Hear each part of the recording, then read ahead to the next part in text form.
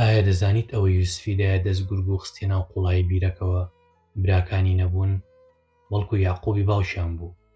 لە سوورەتی یوسفدا ئێمە لە بەردەم کۆمەڵێک نیشانی پرسیاری گەورە داین کە پێویستە بە وردی هەڵیان بۆ شوێنینەوە. کاتێک یوسف خەونەکەی بۆ باوکی گێڕایەوە، یاعقوب وەک پێغەمبەرێک دەیزانی ئەم کوڕەی ڕۆژێک دێت دەبێتە هەڵگری ئەحدی نوبووەت و ڕیسالەت. لێرەوە ڕاستێکی حاشا هەڵنەگر دەردەکەوێت. مەحاڵ بوو یاعقوب بترسێت یوسف بکوژرێت یان بمرێت، چونکەوە پێشوەختە مژدەی خودایی پێگەشتە بوو کە یوسف دەمێنێت. کەواتە با بچینە ناو قوڵایی پیلانەکەوە. براکانی یوسف سێ پێشنیاریان هەبوو: یان کوشتن، یان دوورخستنەوە بۆ زەویەکی وێران، یان ئەوەی کە لەسەری ڕێکەوتن بیخنە ناو بیرێکی تاریکەوە. ئەمە هەموو شتانە بوو کە بە مێشکی براکاندا هات. بەڵام کاتێک هاتن یوسف لە باوکیان وەربگرن، یاعقوب شتێکی وت کە مێژووی هەژان. فەرمووی دەترسم گورگ بیخوات. لە خۆتت پرسیوە کێ باسی گورگی کرد؟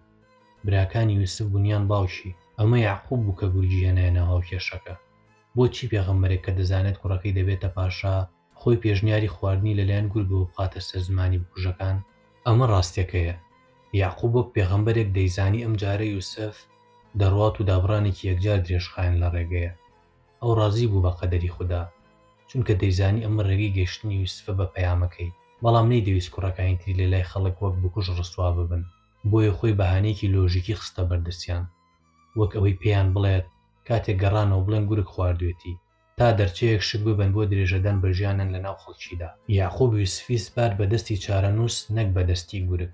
ئەو بەژیری پێغەمبەرانەی خۆی تێگەشتە بوو کە براکان بە خەونەکە دەزانن و پلانێکیان هەیە. بۆیە بۆ بەهانەیە هەم یوسفی پارات بۆ جێبەجێکردنی فەرمانی خوددا، هەم دەرگای تۆبەی بۆ کوڕەکانی تری بە واڵایی هێشتەوە.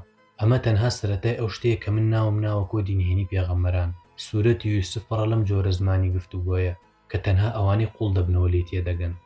لە ئەڵلقەکانی داهاتوودا هەنگاو بە هەنگاو پەردە لەسەر کۆدەکانی تری لا دەدەین ئامادە بن، چونکە ئەوەی دەیبیستن تێڕوانیتان بۆ قورئان دەگۆڕێت.